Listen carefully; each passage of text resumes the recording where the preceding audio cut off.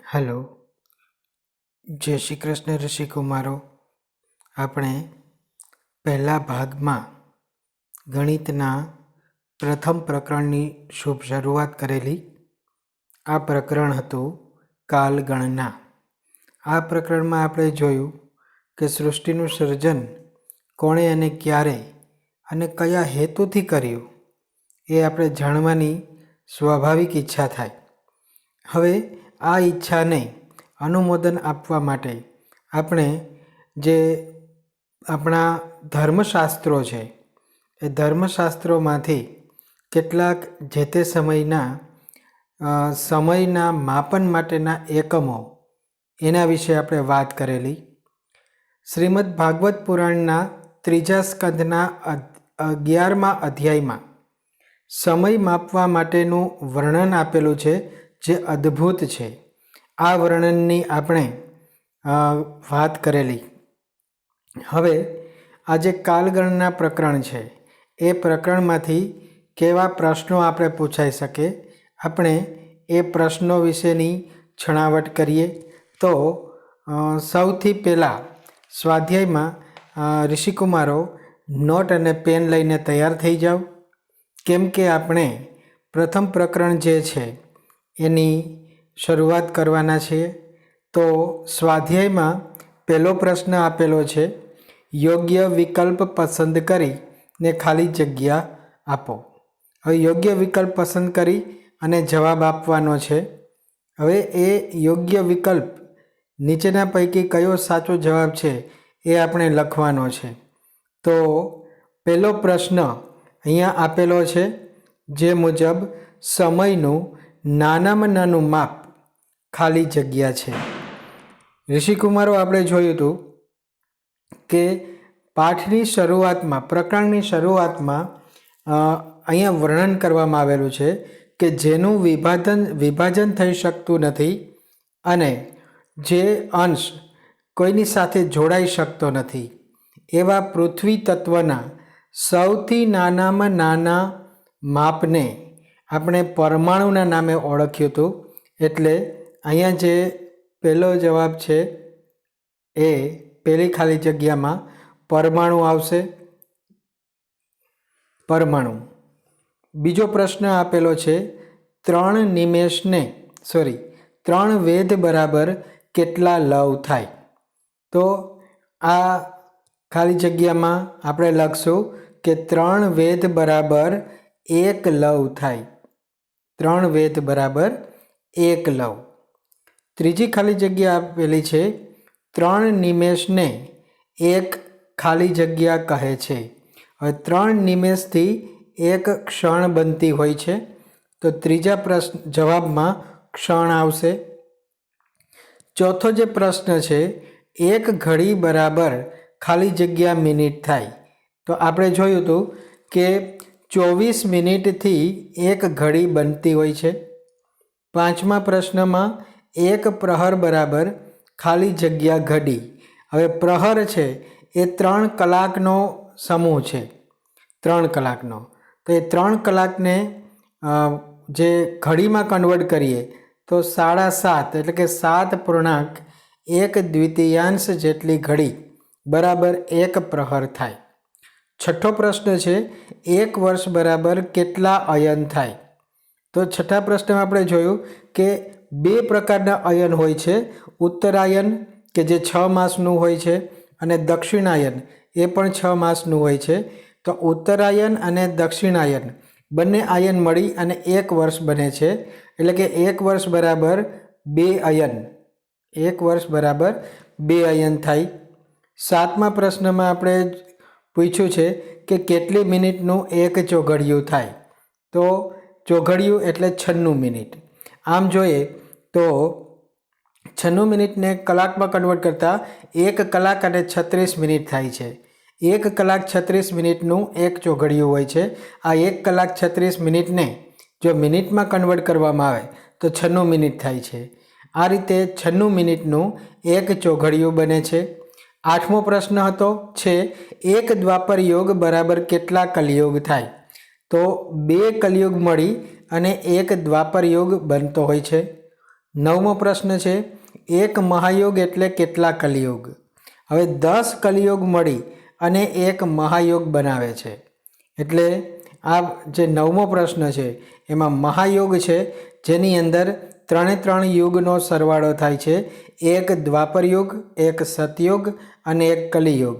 આ 3 યુગ મળે એને મહાયુગ કહેવાય છે.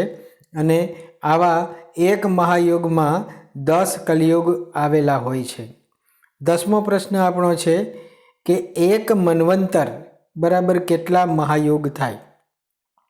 તો આપણે પ્રકરણમાં જોયું હતું કે કુલ 71 મન્વંતર હતા. તો 71 મન્વંતર મળી અને એક મહાયુગનું નિર્માણ કરે છે. મતલબ કે 71 મન્વંતર મળી એક મહાયુગ થાય છે. 11મો પ્રશ્ન આપણો, અત્યારે ખાલી જગ્યામાં મન્વંતર ચાલે છે. તો એ આપણે જોયું હતું કે 6 મન્વંતર ઓલરેડી પૂરા થઈ ગયા છે અને 7મું મન્વંતર ચાલી રહ્યું છે અત્યારે. એટલે એક અત્યારે હાલના ક્ષણે 2020માં 7મું મન્વંતર ચાલે છે. 12મો પ્રશ્ન છે, એક મહાકલ્પ એટલે કેટલા કલ્પ? 2 કલ્પ મળી અને એક મહાકલ્પ બને છે. એટલે 12મા પ્રશ્નમાં આપણો જવાબ આવશે 2 કલ્પ બરાબર એક મહાકલ્પ બને છે. 13મા પ્રશ્નમાં બ્રહ્માના 100 વર્ષ એટલે કેટલા પરાર્ધ થાય? તો આપણે પ્રકરણમાં જોયું હતું કે બ્રહ્માના 50 વર્ષે એક પરાર્ધ પૂરું થાય છે. તો બ્રહ્માનું આયુષ્ય જો 100 વર્ષ ગણવામાં આવે તો 100 વર્ષ મુજબ બ્રહ્માના 100 વર્ષ મુજબ 2 જેટલા પરાર્ધ બને. 14મો પ્રશ્ન આપણે આપેલો છે કે પિતૃઓના એક દિવસ રાત્રિ બરાબર મનુષ્યના કેટલા દિવસ રાત્રિ થાય? તો મનુષ્યના 30 દિવસ રાત્રિ બરાબર પિતૃઓના એક દિવસ રાત થાય. એટલે આપણે પિતૃઓના એક દિવસ રાત્રિ બરાબર મનુષ્યના 30 દિવસ રાત્રિ 14મા પ્રશ્નમાં 30 જવાબ આવશે. 15મો પ્રશ્ન જે આપેલો છે એ 15મા પ્રશ્નમાં મનુષ્યનું 1 વર્ષ એટલે દેવોના કેટલા દિવસ રાત થાય? મનુષ્યનું 1 વર્ષ થાય ત્યારે દેવતાઓ છે એનો 1 દિવસ રાત્રિ થાય છે.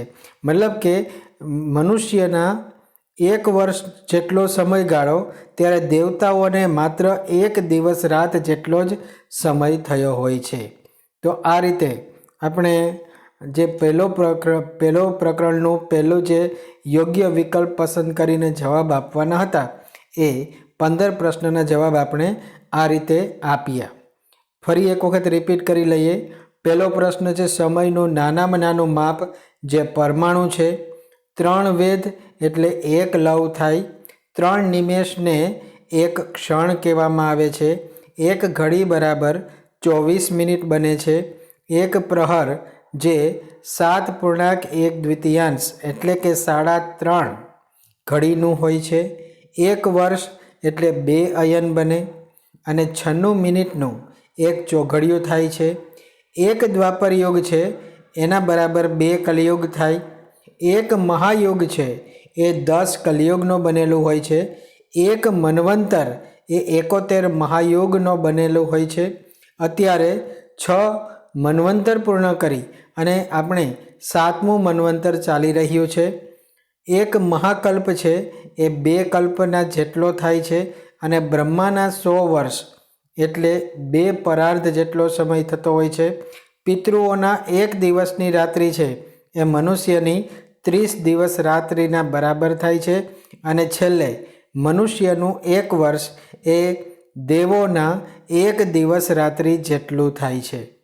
તો અહીંયા આપણો પહેલો પ્રશ્ન છે એ આપણે પૂર્ણ કરીએ છીએ. હવે બીજો પ્રશ્ન શરૂ કરવા જઈ રહ્યા છીએ. જે બીજા પ્રશ્નમાં આપણે એક વાક્યમાં જવાબ આપવાના છે. તો એક વાક્યમાં જવાબ આપવા માટે આપણે પ્રશ્નો એક જોતા જઈએ અને એનો જવાબ આપણે આપતા જઈએ. તો ઋષિકુમારો, એક વાક્યમાં પહેલો પ્રશ્ન આપેલો છે કે ત્રુટિ એટલે શું? ત્રુટિ કોને કહેવાય? હવે ત્રુટિને વ્યાખ્યાયિત કરવાની છે કે ત્રુટિ એટલે શું. હવે ત્રુટિને વ્યાખ્યાયિત કરવી છે તો શરૂઆત આપણે જોઈએ કે ત્રુટિ એટલે શું. પહેલાં તો સામાન્ય પ્રશ્ન એ થાય કે ત્રુટિ કોને કહેવાય. આપણે સરળ ભાષામાં આપણે ત્રુટિ એટલે આપણાથી કાંઈ મિસ્ટેક થઈ ગઈ હોય, કોઈ નાની એવી ભૂલ થઈ ગઈ હોય, એને આપણે ત્રુટિ કહેતા હોઈએ છીએ. પણ વાસ્તવિક રીતે જોઈએ તો ત્રુટિ એટલે શું, તો એની સરસ મજાની વ્યાખ્યા આપતા આપણે અહીંયા પ્રકરણમાં આપ્યું છે કે સૂર્ય છે એને 3 ત્રસરેણુઓને પાર કરવા માટે જેટલો સમય લાગે, સૂર્યને 3 ત્રસરેણુઓને પાર કરવા માટે જેટલો સમય લાગે એ સમયને ત્રુટિ કહે છે. સૂર્ય છે એ સતત ગતિશીલ છે, આપણે જાણીએ છીએ. તો 3 ત્રસરેણુઓને પાર કરવા માટે સૂર્યને જેટલો સમય લાગે એટલા સમયને આપણે ત્રુટિ કહીશું.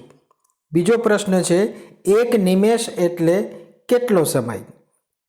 ઋષિકુમારો, નિમેષ એટલે આપણે પ્રકરણમાં જોયું હતું કે આપણે આંખનો પલકારો કરીએ અને આંખના પલકારા વખતે આંખ બંધ કરતાં જે સમય લાગે, આંખના પલકારા વખતે આંખ બંધ કરતાં જેટલો સમય લાગે એટલા સમયને 1 નિમેષ જેટલો સમય કહે છે. આંખનો પલકારો મારવામાં આંખ બંધ કરતી વખતે જે સમય લાગે એ સમયને આપણે 1 નિમેષ સમય કહીએ છીએ. ત્રીજો પ્રશ્ન આપેલો છે, યુગના આરંભમાં અને અંતમાં શું હોય છે? તો આ પ્રશ્નના જવાબનો આપણે પણ આ પ્રકરણની અંદર જે સમજૂતી જોઈ ગયા કે આરંભમાં સંધ્યા અને અંતમાં સંધ્યા અંશ વચ્ચેનો જે સમય છે એને આપણે યુગના આરંભ છે એમાં સંધ્યા હોય છે અને યુગનો અંત એ સંધ્યા અંશથી થતો હોય છે.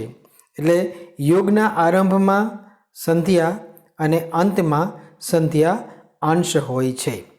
ચોથો પ્રશ્ન આપણે આપેલો છે કે એક મહાયુગમાં કેટલા યુગોનો સમાવેશ થાય છે? એક મહાયુગમાં કેટલા યુગોનો સમાવેશ થાય છે? ત્યારે આપણે જોયું હતું કે 4 યુગોનો સમાવેશ થાય, જેમાં 4 યુગોમાં પહેલું છે એ સતયુગ, બીજો ત્રેતાયુગ, ત્રીજું દ્વાપર યુગ અને ચોથો કલિયુગ. આ 4 યુગનો સરવાળો 1 સતયુગ, 1 ત્રેતાયુગ, 1 દ્વાપર યુગ અને 1 કલિયુગ. આ રીતે 4 યુગ મળી અને એક મહાયુગ બને છે. એટલા માટે એક મહાયુગમાં 1 સતયુગ, 1 ત્રેતાયુગ, 1 દ્વાપર યુગ અને 1 કલિયુગ, આમ 4 યુગોનો સમાવેશ થાય છે. પાંચમો પ્રશ્ન આપણે આપેલો છે કે મહાયુગને કેટલા વર્ષોથી ગુણવાથી 1 કલ્પ બને છે? તો ઋષિકુમારો, આપણે આનો જવાબ આપતા કહીશું કે મહાયુગને 1000 વડે ગુણવાથી 1 કલ્પ બનશે.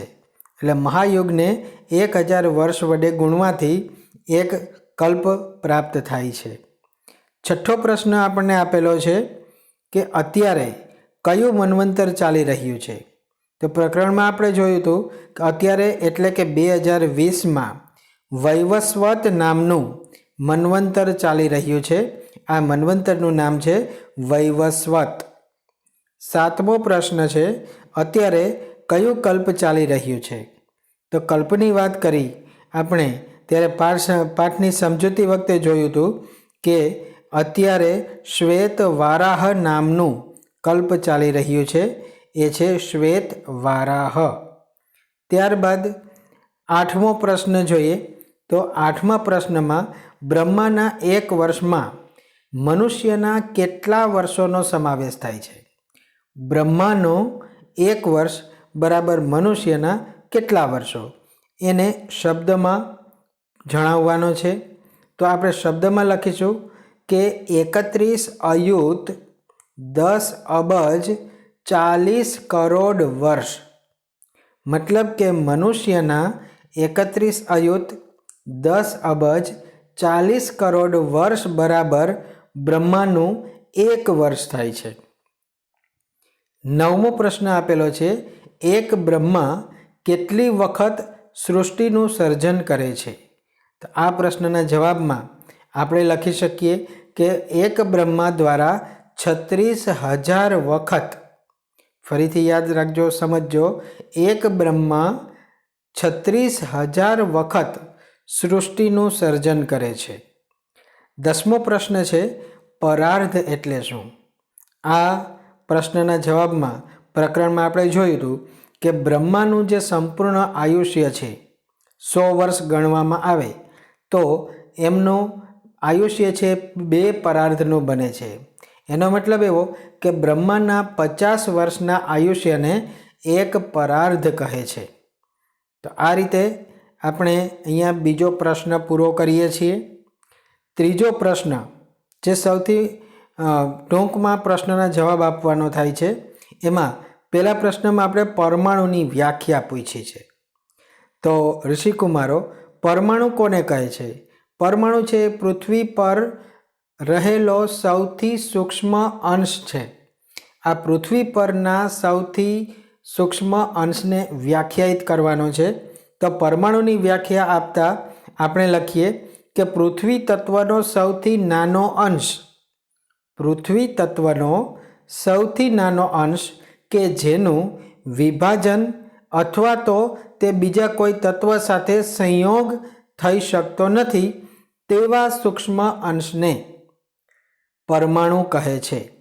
આ રીતે પરમાણુની વ્યાખ્યા આપી શકીએ કે પૃથ્વી તત્વનો સૌથી નાનો અંશ કે જેનું વિભાજન થઈ શકતું નથી કે એ બીજા કોઈ તત્વ સાથે સંયોગ થઈ શકતો નથી તેવા પૃથ્વીના સૌથી નાના એટલે કે સૂક્ષ્મ અંશને પરમાણુ કહે છે। બીજો પ્રશ્ન આપણે આપેલો છે, આંખનો પલકારો કઈ 2 ક્રિયાઓ દર્શાવે છે? તો આપણે જોયું હતું કે આંખનો પલકારો છે એ મુખ્ય 2 ક્રિયાઓ સૂચવે છે। એમાંની પહેલી ક્રિયા છે એ નિમેષ છે અને બીજી ક્રિયા છે એ ઉન્મેષ છે। જ્યારે આપણી આંખ બંધ થાય અને આંખ ખોલીએ ત્યારે એકસાથે 2 ક્રિયા બને છે, જેમાં નિમેષ અને ઉન્મેષનો સમાવેશ થાય છે। ત્રીજો પ્રશ્ન આપેલો છે, એક દિવસ રાત્રિ એટલે કેટલા કલાક, કેટલી ઘડી અને કેટલા પ્રહર થાય?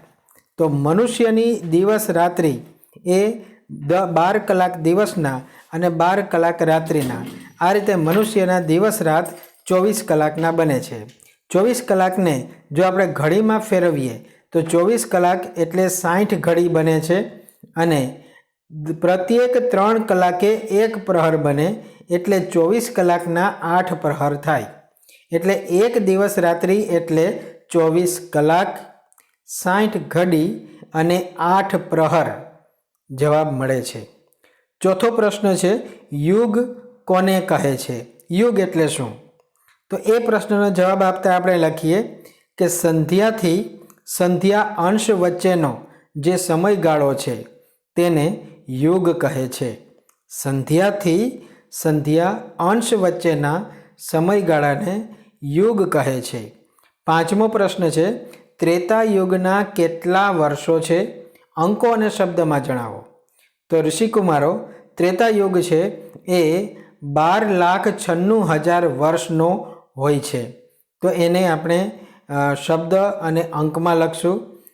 ત્રેતા યુગ છે એ 12,96,000 વર્ષનો છે। છઠ્ઠો પ્રશ્ન આપણે આપેલો છે, સૃષ્ટિનું સર્જન અને પ્રલય ક્યારે થાય છે? તો એ પ્રશ્નનો જવાબ પણ આપણે પ્રકરણની સમજૂતી વખતે જોયો હતો કે બ્રહ્માનો દિવસ શરૂ થાય ત્યારે સૃષ્ટિનું સર્જન થાય છે અને બ્રહ્માનો એક દિવસ પૂરો થાય ત્યારે સૃષ્ટિનો પ્રલય થાય છે। આ રીતે સૃષ્ટિનું સર્જન અને પ્રલય એ બ્રહ્માના દિવસની શરૂઆત અને દિવસના અંત સાથે જોડાયેલા છે।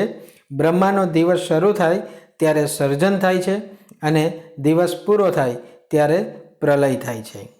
સાતમો પ્રશ્ન આપણે આપેલો છે, મનુષ્યના કેટલા વર્ષો બરાબર બ્રહ્માનું 100 વર્ષનું આયુષ્ય થાય? એને અંકો અને શબ્દમાં જણાવવાનું છે। તો તો મનુષ્યના 31 નિયુત, 10 અયુત, 40 અબજ વર્ષ. ફરી એક વખત વિદ્યાર્થી મિત્રો સાંભળજો.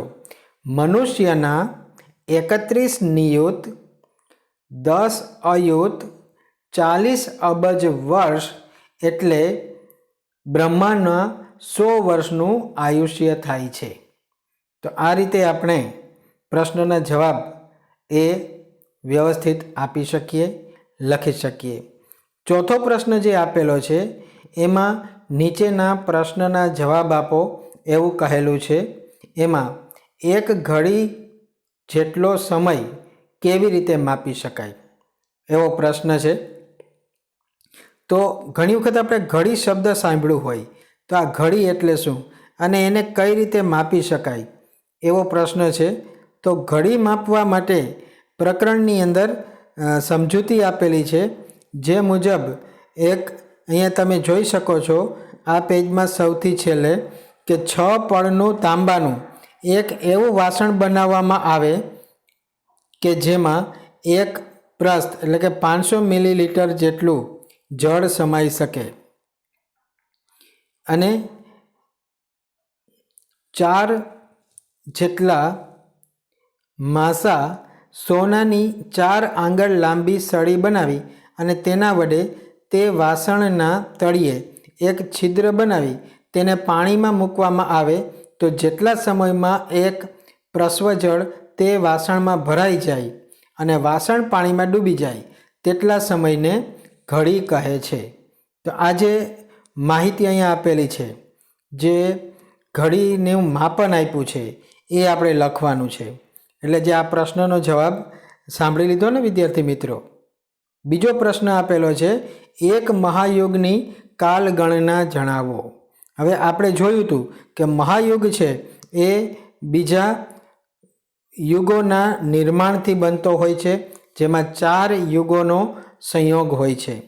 તો આ મહાયુગની કાલગણના એ અહીંયા તમને સ્પષ્ટ આપેલી છે. તમે આ પેજમાં જોઈ શકો છો કે એક કલયુગ છે, એક દ્વાપર યુગ છે, એક ત્રેતાયુગ અને એક સતયુગ. આ 4 યુગો મળી અને કલયુગ બને છે. એટલે આ પ્રશ્નનો જવાબ આપણે જોવો છે કે એક મહાયુગની કાલગણના સમજાવો.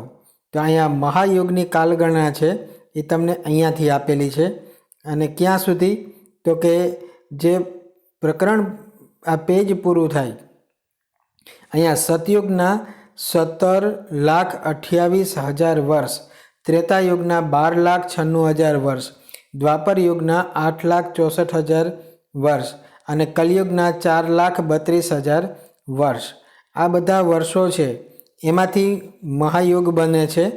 એટલે આપણે જવાબ આપતા એવું કહી શકીએ કે કુલ સરવાળો કરતાં 43,20,000 વર્ષ મળે છે અને એક મહાયુગ છે એ 10 કલયુગ જેટલો સમય ધરાવતો હોવાથી 4,32,000ને 10 વડે ગુણવાથી 43,20,000 વર્ષ થાય. તો એ તમને અહીંયા 5મા નંબરના પેજ ઉપર પ્રશ્નનો જવાબ તમને મળી જશે. ત્રીજો પ્રશ્ન છે કાલગણનામાં વર્તમાન સમયને સંક્ષિપ્તમાં વર્ણવો.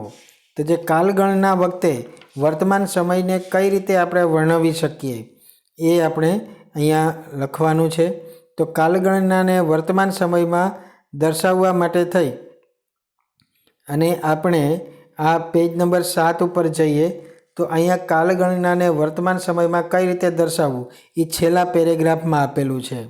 અહીંયા તમે જોઈ શકો છેલ્લા પેરેગ્રાફમાં કે જ્યાં આ છેલ્લો પેરેગ્રાફ છે એટલે કે દૂર કરી અને અત્યારે ઈસવીસન 2020માં આ 28મા મહાયુગના કલયુગના કુલ 4,32,000 વર્ષમાંથી 5,121 વર્ષ તો પૂરા થઈ ગયા અને 5,122મું વર્ષ ચાલી રહ્યું છે. કલયુગના 4,26,878 વર્ષ હજુ બાકી છે.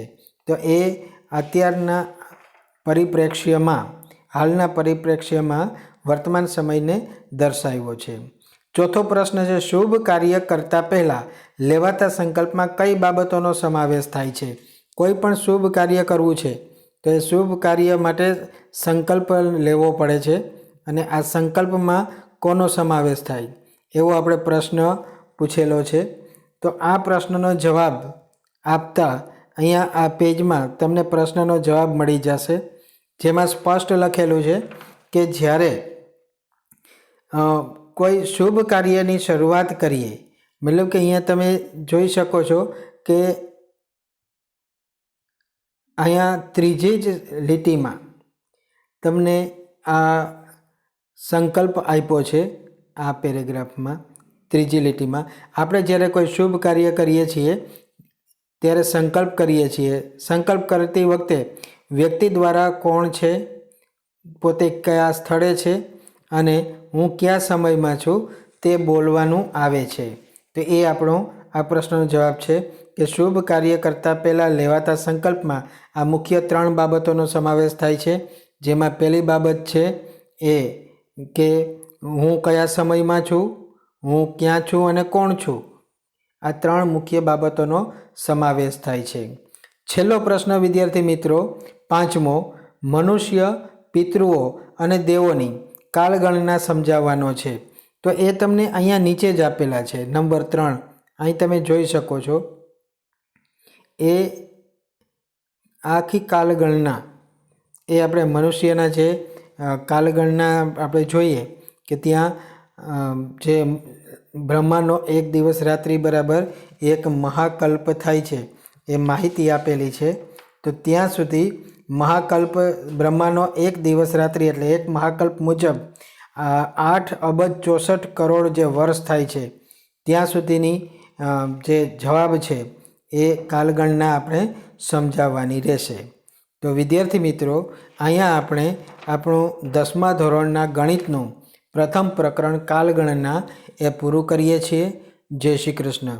દરેક વિદ્યાર્થી મિત્રો પોતે એક પાકી નોટ બનાવે અને આ નોટમાં જે અત્યારે પ્રશ્નોની આપણે છણાવટ કરી એ પ્રશ્નોના જવાબ લખી રાખે. જય શ્રી કૃષ્ણ.